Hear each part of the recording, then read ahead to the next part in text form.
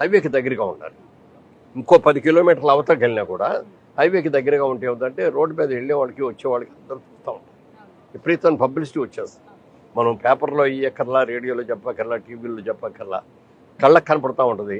Appreciation కూడా అలాగే పెరుగుతుందని అనుకో. బాగా డెఫినెట్గా పెరుగుతుందండి. వాళ్ళ హైదరాబాద్ కొన్ని అడ్వాంటేజ్ ఏంటంటే ఇప్పుడు మెడ్రాస్ ఉందంటే 2 పక్కలే పెరుగుద్ది, 3 పక్కలే పెరుగుద్ది.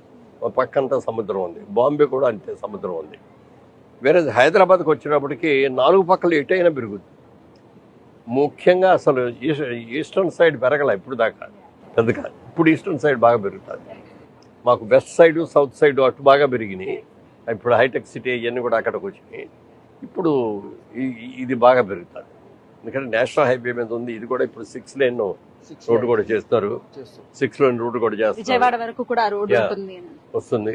అది ఎన్ని వచ్చినప్పటికి ఇంకా ఆటోమేటిక్గా పెరిగిపోతుంది. ఇప్పుడు కూడా రోడ్స్ బాగా ఉంటాయి. ఎక్కడ బాగుంటే ఆ ఏరియా అంతా డెవలప్ అవ్వాలి. దీనికి అడ్వాంటేజ్ ఏంటంటే అవుటర్ రింగ్ రోడ్డే కాకుండా రీజనల్ రింగ్ రోడ్డు కూడా దగ్గరలో ఉండటం అనేది ఒక మోస్ట్ అడ్వాంటేజ్. దాని మూలంగా ఏమైందంటే మామూలుగా అవుటర్ రింగ్ రోడ్డు కట్టాకే రియల్ ఎస్టేట్ అనేది స్ప్రెడ్ అయింది దేశం అంతా. 4 పక్కలకి స్ప్రెడ్ అయింది. ఎక్కడ ఓపరేడ్ అవుటర్ రింగ్ రోడ్డు ఉందో అవుటర్ రింగ్ రోడ్డు దగ్గర అటు ఇటు ఉన్న పొలాలు అందరూ కొనేసుకున్నారు. ఫ్యూచర్లో బాగా పెరుగుతుందని. నెక్స్ట్ ఇప్పుడు రీజనల్ రింగ్ రోడ్డు కూడా వచ్చిన తర్వాత రీజనల్ రింగ్ రోడ్డు చుట్టూ కూడా మంచి డిమాండ్ ఉంది, డెఫినెట్గా ఉంది.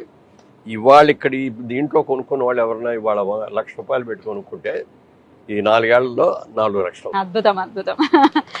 గ్యారంటీగా 100 గజాలో 150 గజాలో కొనుక్కునే వాళ్ళు మిడిల్ క్లాస్ వాళ్ళు ఇన్వెస్ట్మెంట్ పర్పస్ కొనుక్కుంటారు. పిల్లల కోసమనో, చదువుల కోసమనో, పెళ్లిళ్ళ కోసమనో.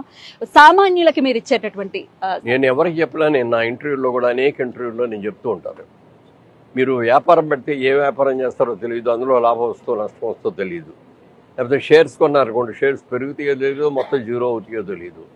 బ్యాంకులో వేసినా కూడా వచ్చే వడ్డీ మరీ టూ మచ్. ఇప్పుడు మరీ 6%, 7% అంటే ఇంట్రెస్ట్ కూడా రావట్లా. దాన్ని అన్నిటికంటే కూడా భూమిని నమ్ముకున్నారనుకోండి, భూమి పెరిగేదే తప్ప తరిగేది కాదు. కానీ ఎక్కడ పెట్టాలో అనేది కన్ఫ్యూజన్ ఉంటుంది. అది దాంట్లో సెలక్షన్ ఇట్లాంటి మంచి నేల. ఇప్పుడు ఈయన 15 ఏళ్ల క్రితం 20 ఏళ్ల క్రితం